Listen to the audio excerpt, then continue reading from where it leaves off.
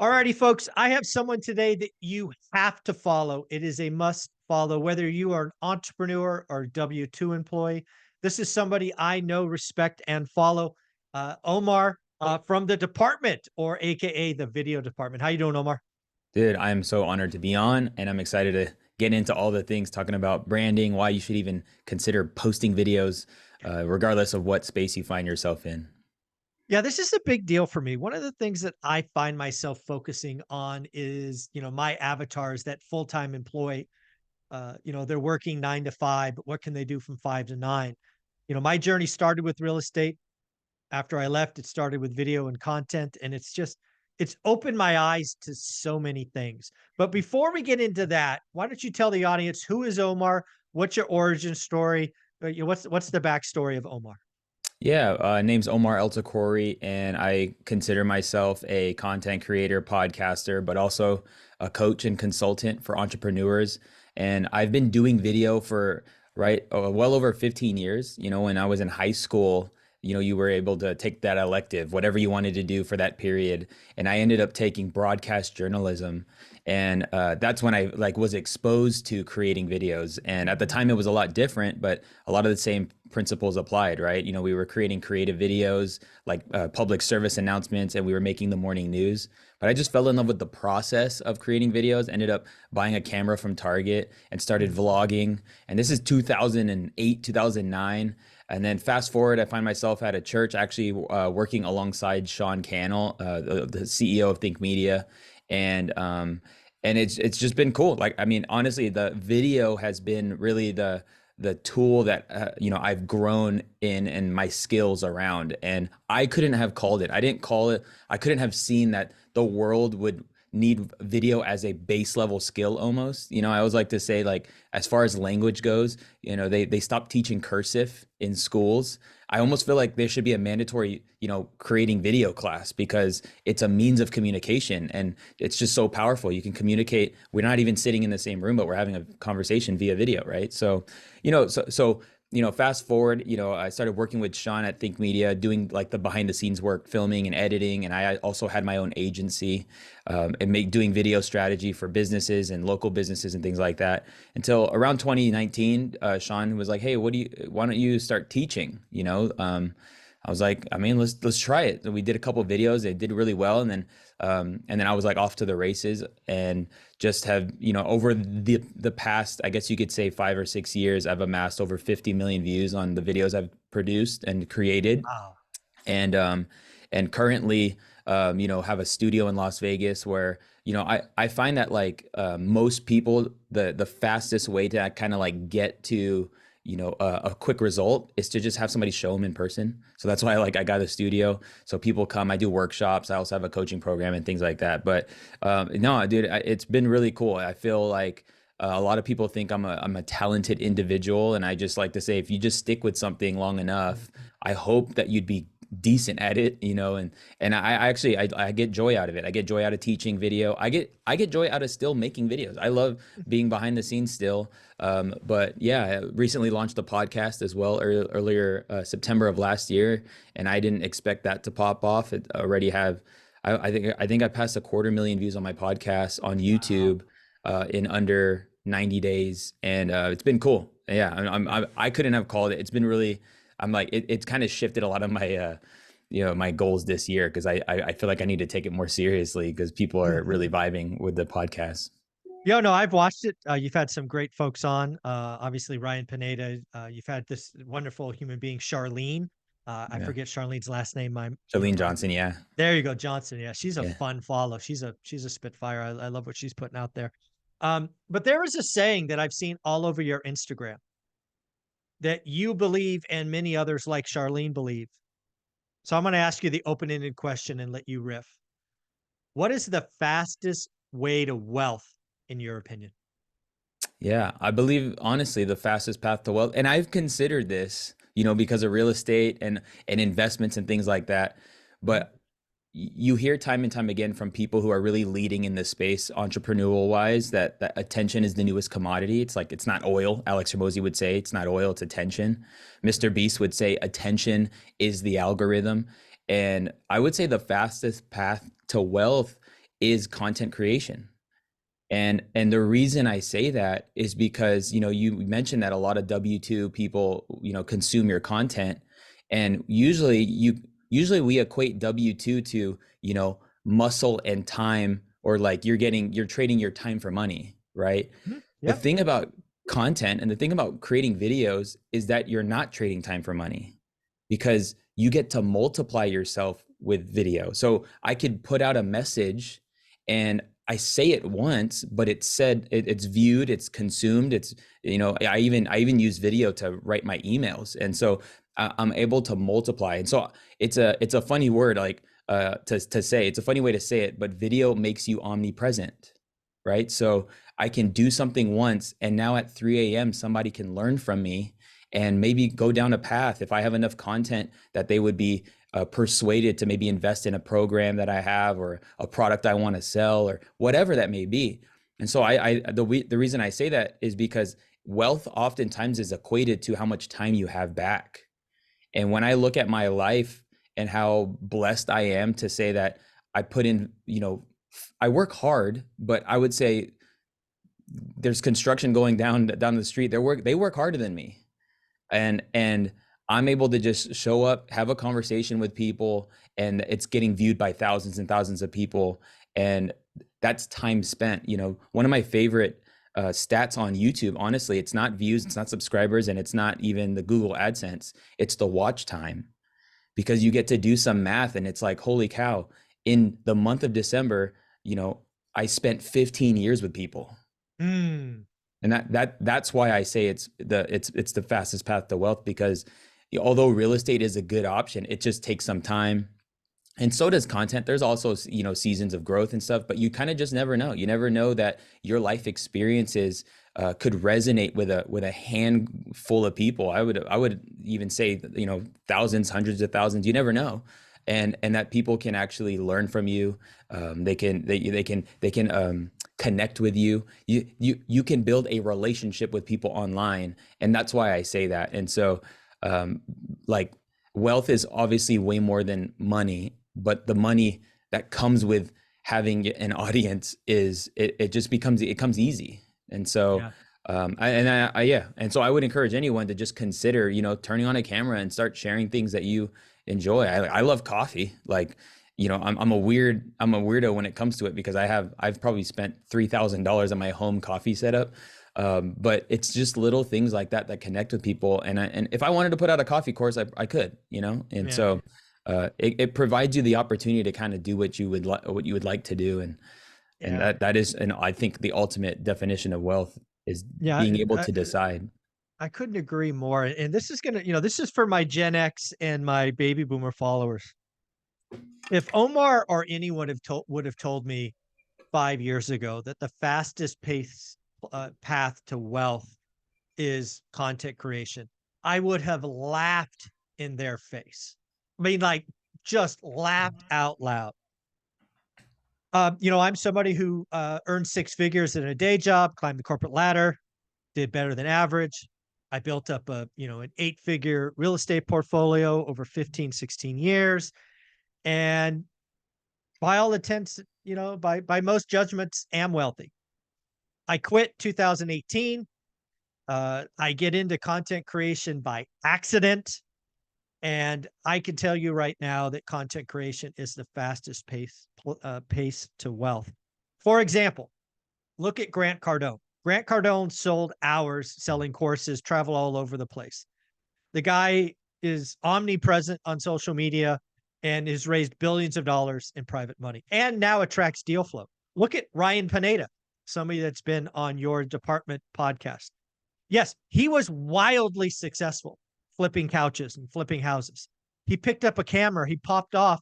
Now he's doing deal flow and he's getting all these other things. So I challenge Gen Xers and baby boomers to take this serious. And I know there's a lot of them were like me, had a W-2 employee. You did your day job, you worked your 9 to 5, your 9 to 6, whatever it is. It's my belief, Omar, like you just talked about coffee. I believe everybody my age and older, and probably younger as well, has a passion, a hobby that they could talk about and riff about, and it would be fun. Mm, There's something there. And oh, by the yeah. way, if you do this over time, you can build up a following while you have your day job and make that transition. Because I got to tell you, Omar, my transition from a day job to content creation was horrible. It started off with depression. Yeah. And I just want people to realize it's there. So why don't you talk to the W-2 employees who has a hobby, making jam, classic cars, whatever, Harley motorcycles. I don't care what it is. They could do something today Yep. with their smartphone and just get started. Yeah, I think it's funny how you even bring up that those generations, because I would argue that there is a void of input in this content creation space. And that is the older people, the people who have already maybe even lived their career or have done their career, and now they're kind of empty nesters. Maybe you've been married for 25, 30 plus years. That and actually, my podcast releasing literally tomorrow with Shalene is actually, she's my first guest back. We talk about the opportunity for these generations to hop on because they have so much wisdom.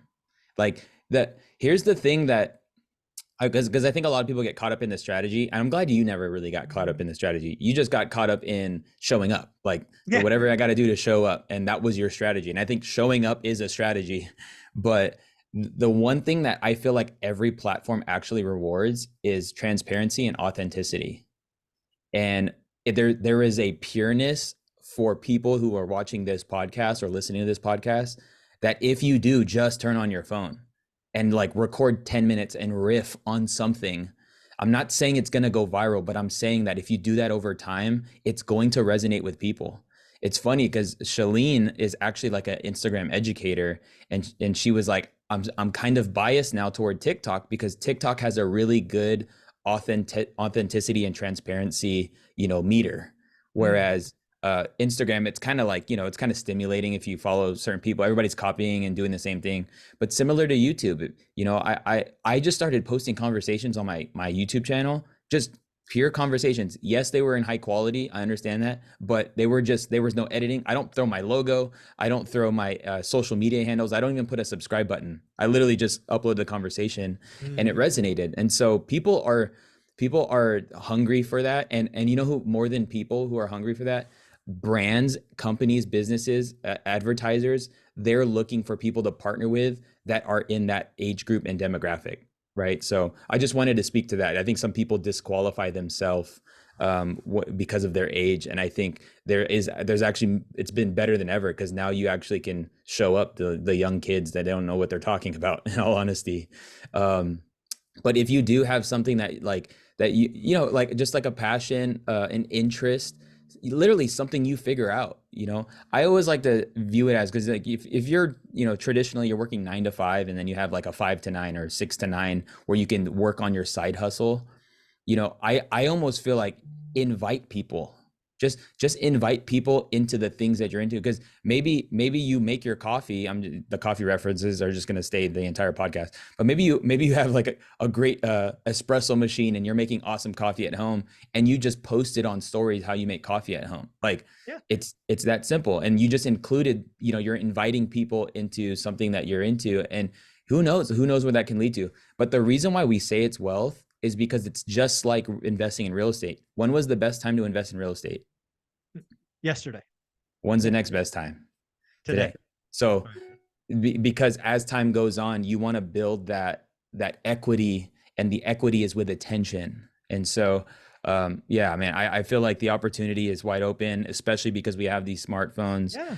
And man, I'm just take it from me that like literally video has changed my life. It's changed my relationships, my opportunities, my business, my family. Like we just had a son. My wife delivered a son on the 29th. I guess he's 10 days old. Little Russell Oh, Royce.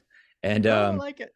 yeah, and I've just been able to hang out at home, but it's not like my business stopped working. What was cool Right. is that literally people are still DMing me, people are still watching views, people are still sharing my stuff. So I say all that to say this is where the opportunity lies. And so if maybe you've been feeling like a tug to put yourself out there, I would say just start with that one video and don't even edit it. Like just No, record it don't on your edit. phone. You don't even need good lighting. I mean, I'm the guy who's like all about the quality. Like if you can help it, turn on a light or get in front of a window, but just share something. How have you stayed married for 30 years? How did you quit your, cigarette addiction?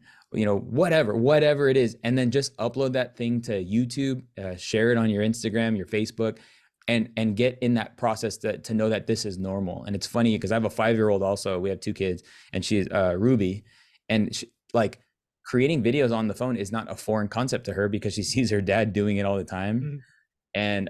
And I'm actually pumped about that because it's going to give her the possibility to know that this is a way that she can go if she would so desire.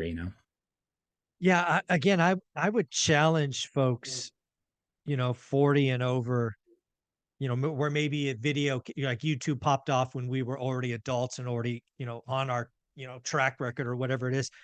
You have something. You are just not an employee and go to sleep at night. You have a passion, a hobby, an interest. You have a story. And, a lot of you are working towards retirement and you have this date. Trust me when I say that date's gonna come, and having something that you're passionate about after Mm, is amazing, and why not build it, do 1 video a week. Make it your Saturday conversation or your so Sunday good. review or whatever it is, and, the other thing that's really empowering is, I've been doing this for 5 plus years, 50 some thousand subs, but I've done, I think, 12,000 videos, Incredible. which is nuts, right? None of them are edited. They've all riffed. I I've love it. stammered. My dogs have barked.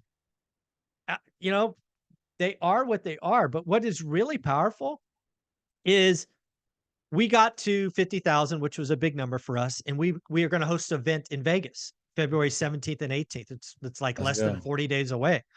It's sold out in like 35 days. Right? People have been with us for years. It's like I'm not missing that. Right? Yeah. We're You coming built to you that. built up that equity for the ask. And Yeah.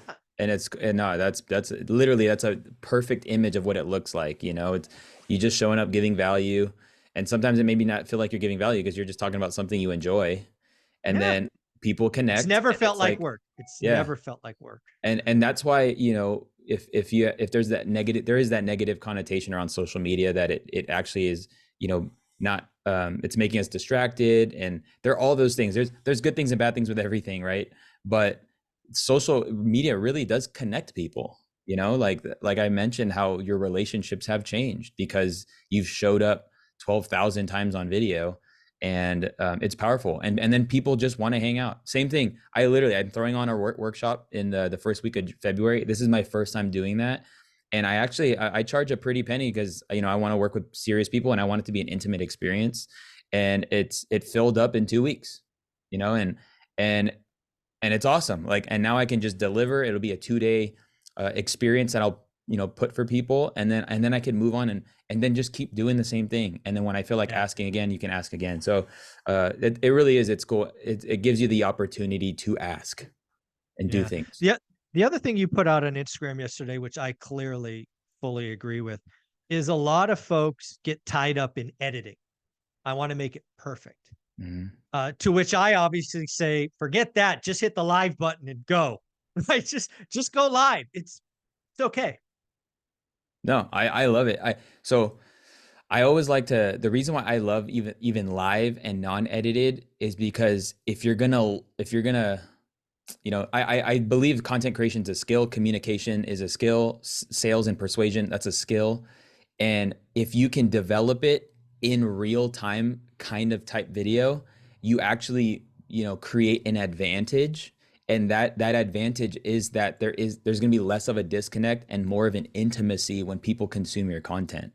So, Mm. I love the live. Like I love, get some sticky notes if you want, and you could use like using props or things that make it interesting. Maybe like whiteboard stuff. I Mhm. I know so many people like I was helping this loan officer in San Diego, and he puts on these seminars to educate veterans on the VA loan. Mm. And he's asking me, he needs help with all this, content. I want to, build my personal brand. And I'm looking at his slide deck, and I'm like, bro, your slide deck is your content. Like just just teach the slide Don't deck. overthink it. No, Yeah. no, for real. And so a lot of people have even resources already to just go and deliver.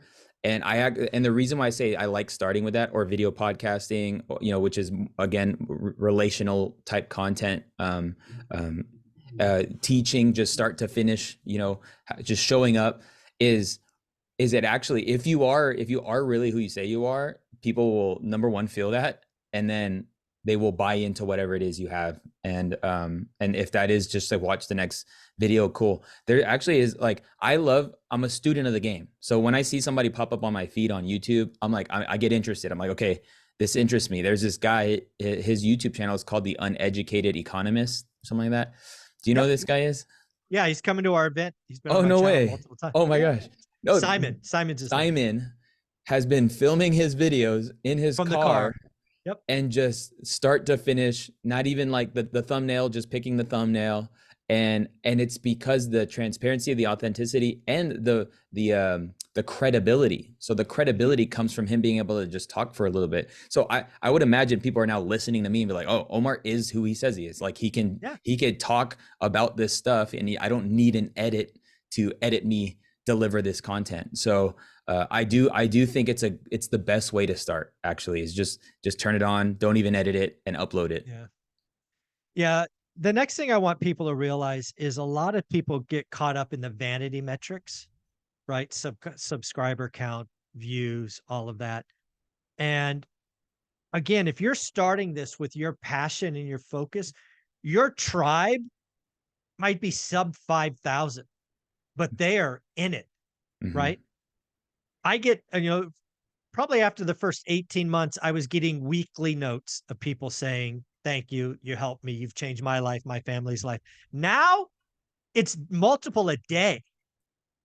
You want to be gassed up and ready to go? Start hearing from your tribe. And again, Hmm. it doesn't have to be 1.8 million or 4.4 million or any of these big numbers. If you have your lane, you can impact people's lives in a very positive way. And it's just so amazing that YouTube allows us to do that. No, it's incredible. And honestly, my favorite thing is, like, yeah, people taking the time to leave even the platform. Sometimes they obviously leave the comment on the platform on YouTube, but leave the platform and then DM me and just share Yeah. their appreciation. You know what I always like to say, just, you know, outcome, yeah, like when you're outcome focused, that's when you can get discouraged. But Mhm. if you can just focus on your outputs, so what are your outputs? This is why I say, it's like, pick an output goal. What is that? Is that one a week? Is that, two a week, or whatever it is, based on whatever platforms? Like, if you once you determine that, then that's what you can compare yourself to. That's what the thing you can, judge. But when it comes to the outcomes, sometimes that's like, you kind of just, you hope it grows. Like, I didn't intend for my podcast to grow. I wanted it to, for sure. Of course, we all want Mhm. it to grow. But I was like, dude, I'm gonna upload a conversation every week, once a week, Yep. until I something else, Jesus comes back. I don't know. So, like, I feel Just like gonna that's your go, I feel man, like not that's your stopping. strategy too. Oh yeah. Yeah. Yeah. So The really fun thing about this is, I do 3 or 4 conversations a day, 5 days a week, right? I now take off Friday and Saturday, but I went 7 days a week for 3.5 years. so good. Uh, Now I take 2 days off, just, better balance and all of that. But um, I'm already looking forward to tomorrow. Yeah. This is fun, right? You build up relationships, you're helping people. Um, it doesn't take a lot of prep. These are just conversations with people that are experts in their field. So so much fun, Omar. It's so much fun. It really is. And like, that's the joy part. This is why it's the wealth part. You're Mhm. technically working, but you just said this is fun. Oh yeah. And then I'm you not. decide to take off Yep. those 2 days. So use it. So all these things are really like what we all desire, and I guess what we're working for. We're working for freedom. We're working for the ability to choose, Mhm. and yes, content creation will open up that door. So the other thing is, if we talk about again, there's kind of this demographics we've talked about. We've talked about editing. You don't have to just go live. The other things is there's a lot of kind of perception that tools and I need a great camera and the fancy lens and all these different lights. And I don't know what everybody's story is, but I think it was the first 1,000 videos I did with an Wow. iPhone. And then the only tool I would recommend is a mic, and I'm even lazy. I got a mic with a lavalier, like a plug-in, right? That's it, 40 bucks on Amazon, and I did over 1,000 videos because I thought sound, my opinion, was more important than light. What do you think of all that? I agree. So I have this framework that I teach. It's ALVIS. It's an acronym, and Okay. it's audio, lighting, video, and studio or setup. Ah, I And like it.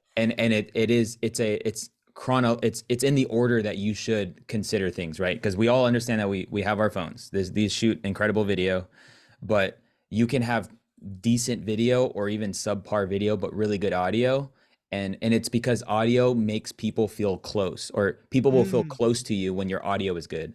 When your audio is bad, there's a distance that gets created and it becomes distracting, and then what do? They continue to swipe or they click off because they're now working to consume your content. And that's the point. The point to invest in gear is to make the viewer's experience just a lot more easier and simple, yeah. and yeah, like that they like watching, they like listening.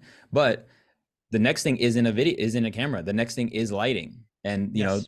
and all this stuff, yes, you can get wireless, cheap wireless mics. Even there is a Ulanzi $50 wireless Mhm, mic you can get for your phone if you want to just clip it on your shirt. It sounds good. And then there's a $50 light called a Mount Dog. I don't know mm. why they call it Mount Dog, but it's a dimmable light. For $50, if you get the two pack, it's like 75 bucks, and it looks good, and your phone is just gonna look amazing at that point. If you search YouTube Studio under $100, I have a Yeah, video, and nice. I think it kind of will make people second guess buying a camera. And then when you are, then there's like learning your phone. You can actually, Yeah, you can make your phone look better than what it is with the lighting, with the audio, with the placement. And so that is just like taking little steps to just make it, look decent. But if it really does just depends on like the type of content you're creating. I do encourage like entrepreneur professionals, like, hey, if you want to stand out faster, it does help to have the quality piece, because the quality alone will yield comments. Dang, dude, you look and sound so good. Dang, dude, this setup's legit. And so it starts conversations. But for people just starting, you hit 1,000 videos with your smartphone, and not even a wireless mic, a wired mic, which is actually more reliable in all honesty because you don't have to charge it. So good on mhm. you. Yeah, But yeah, I'm yeah. anti-tech sometimes, and that whole charging thing, I was like, "I'm gonna screw that up." Yeah. And that's good that you had the self-awareness to know that. And so, yeah, when you feel the time is right, nothing, here's what all the gear won't replace. Good audio, good lighting, good video, good setup. It won't replace great communication. It won't replace good storytelling. It won't replace facts. It won't replace your observations and your opinions and how you convey that. It won't replace your charisma. So, this is why I do think starting with your smartphone is wise, because those other things need to be worked on. And so the more you create with your content, the better you're going to get, especially if you watch your videos back. Like Mm. I do like watching my videos back because I want to be better at communicating. And so here's kind of two tips that I learned from a speaking coach when it comes to video. Number one, listen to your video without watching it. So you're gonna flip the phone Ah. down, put it down, and just listen. And then you're gonna see maybe how many times you say like and it's gonna make you more aware of how you talk. And then what it's gonna do is it's gonna create a conscious for you to not do that. As you keep becoming more cognizant of that about that. And then the second thing to do is to watch your video but mute your audio. And so now you can see how your body language moves, and how you communicate using maybe your hands or just your posture. So you're taking the approach to really becoming a better communicator in your content. But those are just two little easy tips that you can implement. And I know there is the cringe phase, right? Like where, man, I hate hearing the sound of my voice. I would encourage you to get used to it, Yeah. and actually learn to love it because it's your voice, It's the only one you got, so you might Yeah. as well like it. Yeah. So yeah, Uh, man, you don't need all the fancy stuff. I am a fan of it. I definitely think it makes you stand out. But when it comes to getting started and when it comes to actually being able to build, an audience, you don't need the gear to build the audience. You need the content to build the audience. And that's been more accessible than ever. So we've talked about the tools. Now let's talk about the schedule. A lot of people get wrapped up in going, I got to do something every day or every week. Again, if this is something you're starting, you're doing your 9 to 5 as a W-2 and you're building something on the side, there's nothing wrong with once a week in the beginning. Is that fair to say? Yeah, I kind of just say whatever you feel like you can commit to, but commit to it. So the key is not saying I'd like to do one upload to YouTube a week. It's like, no, what will you commit to? Right. Because a lot of times the tip that a lot of like content coaches give is like you just got to get started, and that is I think that's step two. Step one is you have to decide.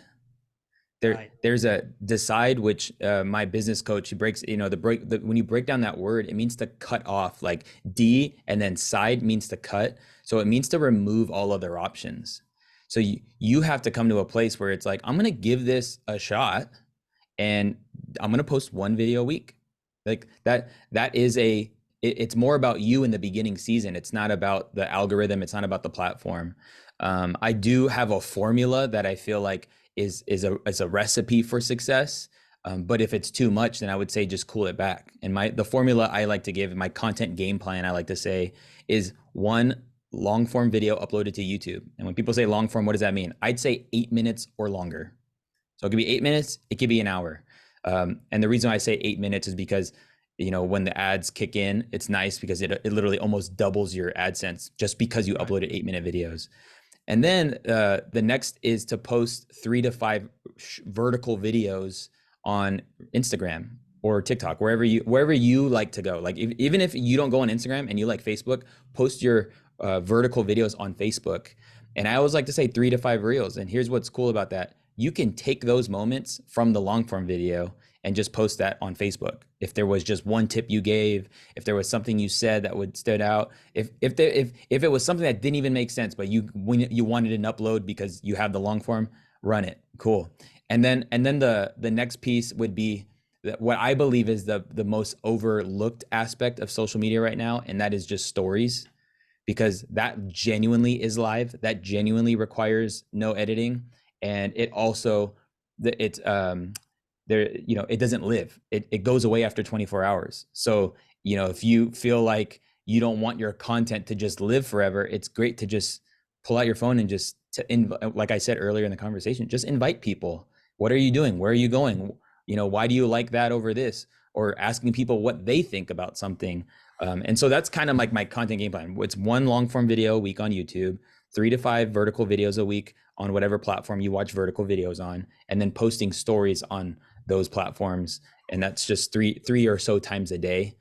Check in with your people, ask them questions. And I promise you, a year from now of doing that will absolutely change your life. Like legit. Like I will give you, if you do that, I will meet you in person and shake your hand and give you a hug if you actually do that. Cause I would love to see the results of that.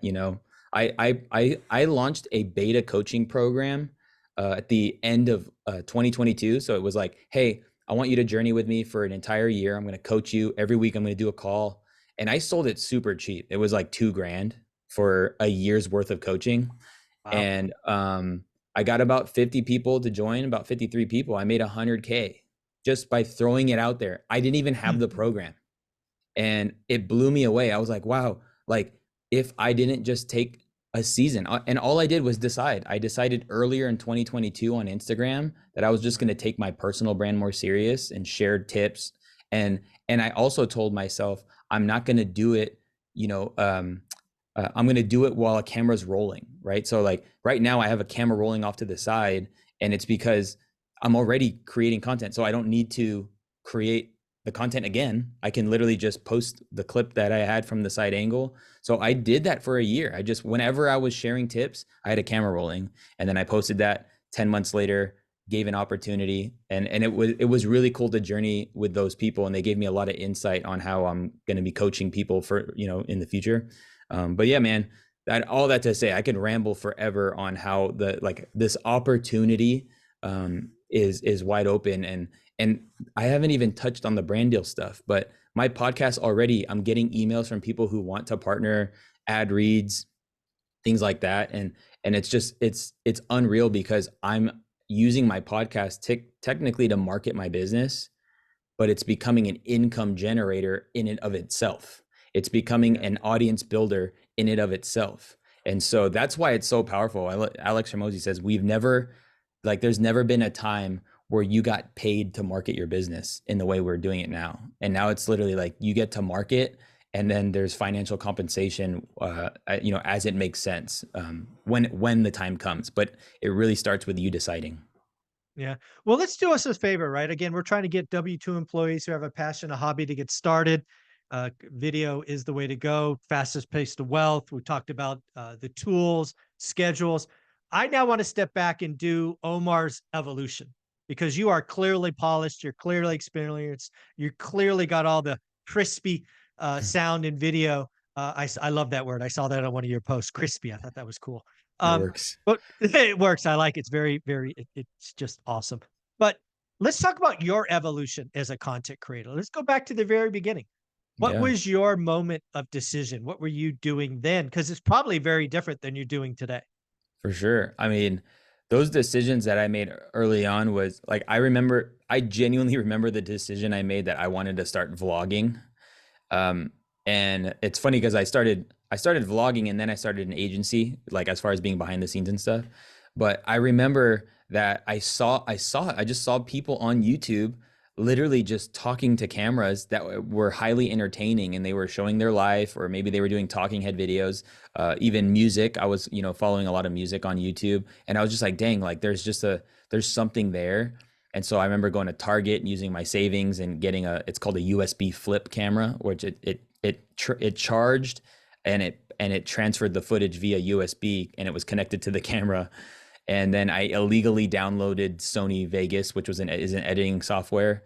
And I just taught myself how to edit and put together these videos. And then my friends, actually, I had friends who rapped. They made music, and so that they're like, let's make music videos. And then I got to learn how to get creative with the camera. But when it comes to like creating content, I feel like it really started when I was working at a church, and it was the church that I was working with Sean, and there was times where I did on camera stuff, like we did announcement videos, but then there was other times where I would film the minister, or I would film the person giving the devotional, and I always knew in the back of my head that like one day I'm going to be teaching, like one day I'll be up front. And it was kind of just like this whisper. Like, I mean, I like to say, was it the voice of God? I feel like it was an impression. I feel like, how do you know it was the voice of God? If it was, because it connected to impacting people, is why I could say it might have been the voice of God. So I just kept that to myself. Like, one day I'll be in front was kind of the phrase or the impression. So I just started just like watching communicators. I started, when I would film people, I would coach them on how to say it better, even though I probably wouldn't do as good being in front, because it's easy to tell somebody what to do rather than to actually do it right. But then like when Sean invited me to start creating content on Think Media, like, number one, like, shout out to him, because I think there was around 650, 700,000 subscribers. So that was like a big platform that he was just letting me, step on Yeah. and grow and develop in. So, and I'm eternally grateful for that, because I watched my videos back then, and my tone, like, I feel like I sounded like a dweeb. Like when I'm like, dang, I talked with like, and I think it was just a lack of confidence. Even though the videos got uploaded and they were good, dude, these videos, they got a ton of views because they were very practical. I was just tutorial based camera reviews, camera setup videos, lighting setup videos. Yeah. So people are looking for the information. They weren't looking for me. So I think that's why we say use your passion, because people actually aren't looking for you quite necessarily. They're looking for the thing that you want to talk about, or the thing you are passionate about, whether it's Right. golf or classic cars or whatever. That's what they're looking for. So you actually have the benefit of the doubt, because you're not selling you're selling whatever passion you have, right? So yeah, it helped that I was very into this stuff. But over the course of time, I would watch back my videos and figure out ways to do it better. I'd watch other people and see how I can make it better. And then I feel like you said, like, the repetition is what's going to allow you to, grow. So, I mean, I've uploaded on Think Media, I think a little over 300 videos, and these are like, you know, edited tutorial based videos that were highly produced and really thought through, brand deal integrations and things like that. And yeah, I mean, it's taken the time to get to where I am, but it had to start by me actually uploading and seeing and cringing. And so yeah, now I've kind of chilled out on the tech gear reviews. I do them occasionally. They're less frequent. Around 2020 to 2022, 23, I was doing 8 videos a month, and it was cool. It allowed me to get, you know, probably grow faster potentially. But now I do like the, what we were talking about, like the non-edited thing, because here's the reality. The reality is that you create the expectation of the viewer.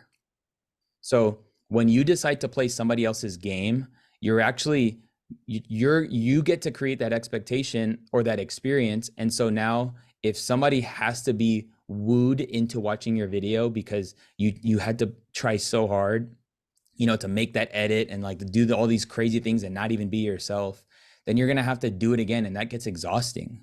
Oh yeah. And this is why I stepped into podcasting, because I'm like, dude, I can show up like this. Like I could sit down, again, you know, set a conversation and then hit record on cameras. I use AI to actually cut up the conversation, so it's not even heavily edited. And it's cool because the viewership, it's richer because those people are watching longer, they're hanging out, they're consuming, and I would prefer that than a bunch of views from, you know, me not being myself. And so Yeah. this is why I say, me knowing both ends. I know that the edited video side, and then now like I've seen like the power of just posting long videos with no edits. I would tell people to start with the no edits and just conversational and just be real, and people will resonate. Yeah, this is why I really want W-2 employees to really think about what's their hobby or passion, right? What were you doing as a teenager or in your 20s? Because whatever you're doing from, 6 to 9 or whatever you choose to do it, it can't feel like work. Right. You don't need more work. And if you're sharing, you're doing product reviews, whatever it is, as long as it's your authentic self, it won't feel like work. And frankly, it'll probably be fun and de-stress everything else because you will see momentum. Even a guy like me who puts out a lot of videos, it starts really, really slow. And it just momentum happens. It's inertia. You get better, the audience finds you, the algorithm helps you now and again. Um, The rewards are out there. Again, back to the first question, the fastest pace to wealth is this. So Hmm. I'd be remiss, Omar, if we didn't kind of look into the future. The creator economy is obviously a lot more than video. You're doing brand deals, you're doing all of these other things. But where's the creator economy go? And it changes so quickly the next 5 years, 10 years. What do you think?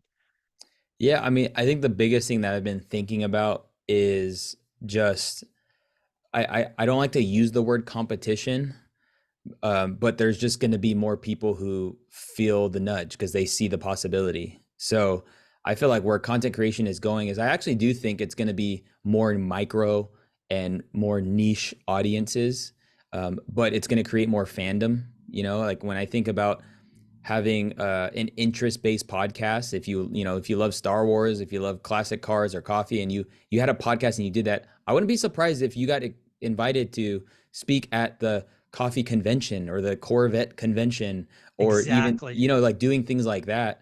um, and so I think the future of content creation looks smaller and intimate, but just as powerful. And so Yeah. it's going to afford more people the opportunity.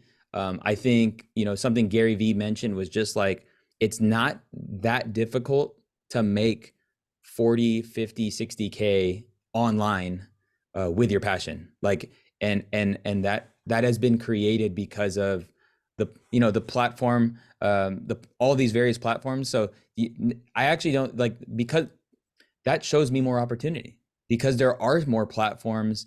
I actually don't use TikTok. I don't upload on TikTok. And some people will say like, bro, you're already uploading on Reels. Well, I don't. I don't want to, Eh, yeah. I'm gonna be all right. And All right. so, You're good. You know thyself. yeah. And then so I think by deciding on a platform and just sticking with it, I really do believe you can add to your income, replace your income. And like you said, and like I feel like the theme of this podcast is just like have fun doing it. Yeah. Enjoy it. That's the thing that I wish more people got. As somebody who's been on YouTube for a while and a content creator, a lot of people are attracted to it because of those content creators who say, "Look at how much money I made." Mhm. Right? A lot of people come to it for the money, the AdSense, and don't even realize all the other revenue streams that are possible. I want people to think about this, especially if you already have a day job, to think about how to share your passion and interest, how to create more joy and happiness, not only in your life, but in the lives of others. Trust me when I say, when you can impact others positively, your cup overflows. That's good. And I just want more people to realize that if more Gen X baby boomers, any generation realize the positive impact we can make, I believe social media, specifically YouTube, would grow even more powerful. This is something I believe, but maybe it's my niche, which is finance and investing. What the people I call doomers, who all they do is produce scary headline grabbing nonsense, they grow really, really fast, Omar. Mhm. But they also have to live a miserable life. I would never want to do that. What do you think of all that? I think that's true. I think people do it for the wrong reasons. And so this is why self-awareness is a big play when it comes to posting yourself and putting yourself out there. I asked one of my best performing podcasts was with this branding guru. His name's Chris Do. And I asked him, like, how does somebody start building their personal brand? And his answer was hilarious, but also very smart. He said, I would ask them to go see a therapist first. I saw that one. Yes. Yeah. So before you start creating, just know yourself. What you said, know thyself, and have the self awareness to know, you and that, like, if wealth is the goal, and I feel like that is the goal of all of us. We're all trying to find this, this place in life where we get to decide what we want to do when we want to do it. And but but wealth without joy, I would argue, is not wealth at all. No, it isn't. No, you must have. Oh, absolutely. I And know so plenty of miserable people with quote exactly. unquote money. Right. And so I interviewed my pastor last week, and he's like, I golf, I have to pay to golf. Like, it doesn't make me money, but Mhm. it makes me wealthy because it makes me joy, or it brings joy. So, doing the doom and gloom and using fear-based marketing, I feel like that's going to get old, over time. And it's funny actually seeing everybody's projections for how 2023 was going to be the worst thing in the world, 40%, all this down, whatever, all this stuff. And like, no, you guys are wrong. So that we're just going to get smarter. Like, people are just going to become more aware, and it's going to just become white noise. So the key is, rather than caring about the front facing thing, like the fear mongering or whatever, just care about the nurturing of the people that would and do Yes. click on your videos. And that base should grow, so that when you drop a video, that the base of people who click on your videos because you dropped one, because they love what you're producing, that's something that I would work for. That's why I do care about the types of clips I put out there, because I feel like every clip that I put out is gonna win you to listen on to the next one. So No, I couldn't agree more. Kind of the final topic that I wrote down in my notes for this conversation, you talked about when your brand new podcast, The Department, and you really talked about how you got curious about yourself, right? Who is Omar is kind of how I took that in. Being the department, you can go lots of different ways, entrepreneur, sales, content, all of that. Why don't you just talk about the importance of that curiosity? yeah, I like to say that your curiosity is the cheat code for your content. And if you just live in that, like, and again, it's a self-awareness piece. Like, I genuinely have these questions that I'm wondering from people that I'm interviewing. And so, or I might disagree. And so, and it's all based on the curiosity factor. And it's funny how much curiosity, generally speaking, is just a theme throughout content creation. So even like when you make a thumbnail, you want to evoke curiosity. You want people to be like, what's going on there? Click, you know. But in your own content, when I say curiosity, it also is a replacement for, you know, passions or things you're learning about.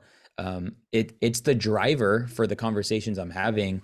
And what I'm finding is it's actually my curiosity is what's making the connection to the people that actually want to follow and consume my podcast. And so I chose the department because, you know, I did want more broad appeal. Because I pre-decided and said I'm gonna just have this podcast, and I don't want to limit it up front. There will be, I would say, the majority, because of me, of who I am. Of course, we're gonna have marketing, entrepreneurial content conversations. But you know, I uploaded a leadership conversation with my pastor last week. I'll interview other people because I wanted it to kind of have broad appeal. I kind of got that from Hermosi as well. Like when he changed his podcast from like Gym Launch Secrets to The Game with Alex Hermosi, Yeah, it grew a little bit because it had more broad appeal, even though correct. his examples, his experiences all had to do with, you know, starting and scaling gyms and stuff. So that was kind of like the idea. I was like, I'd like something general enough, but something that could still, and it all just worked out. I was like, dude, this is cool. Like I'm having conversations with people who are killing it in their department. And it's like, you know, today's department is the real estate department or whatever, you know. And so it worked out. I think I'm glad I did the broad appeal Yeah, approach, which it's not to be confused with like not niching down. I think some people would say like, well, then you don't need a niche. I think there's still like the niche is my curiosity. So in many aspects, you know, that the curiosity creates that niche. yeah. Oh, I like it. Well, we started this conversation talking about the fastest path to wealth. I guess I'll just ask you, do you feel like you've made it? Are you wealthy today? Are you still evolving, or what do you think? I think I mean I have this goal, you know, I still feel like I'm earning. So I have a friend who sold a business a year ago, and he took me on a trip last year, and he said, you know what, Omar, there's this part of our brain that when you're earning, you're using it up, and your brain can only give so much away. He's like, it's crazy that when the earning thing gets taken care of, that you start to operate from a place of creativity that could only be operated in once your money is taken care of, right? And I feel like I'm 32 years old and I'm still trying to learn the game of business and what's business. I actually think business is a means to invest, right? So Agreed. business will allow you to accelerate your finances or your income because you're not trading time for money, you're trading time for results. But it's what you do with that money. That's what I'm learning. That's the season I'm kind of in, is like, what is that for us? Is it, you know, is it flipping homes or is it rental properties? I don't understand stocks, so I'm like still trying to stay away from Maybe it. you're going to be buying businesses like Hermosi, just at a different scale. Yeah, honestly, I Maybe. mean, I can help them with certain things. And Exactly. so that's kind of, yeah, that's the season I'm in. I like it. Definitely a scaling season too, personally, because I gave coaching like a shot last year, and I'm realizing like I'm supposed to do this for the next at least 5 years or so. And so I'd like to just hone in on that. I've learned that reinvesting back in the business always pays uh, back, you know, 5x. So so yeah, I mean that's kind of where I'm at, and learning from guys like you is why I stay on my phone, you know. Yeah. And so yeah. That's amazing. Well, Omar, you do a lot of amazing stuff. If somebody wanted to follow the podcast or follow you, where should we send them? Yeah, you can go to YouTube and just search Omar El Takori, or put the department. It's like abbreviated, or just find me on Instagram. Type in Omar EL, and then I'll show up El Takori. And then yeah, I'm always, you know, posting great, valuable content that each and every bite will get you thinking. I think is what Oh, a I lot of people totally say. agree. I Yeah, love what you're doing. Keep doing it. Omar, thank you for being here. Thank you for giving all this time. You're amazing. I appreciate you. Thanks for having me.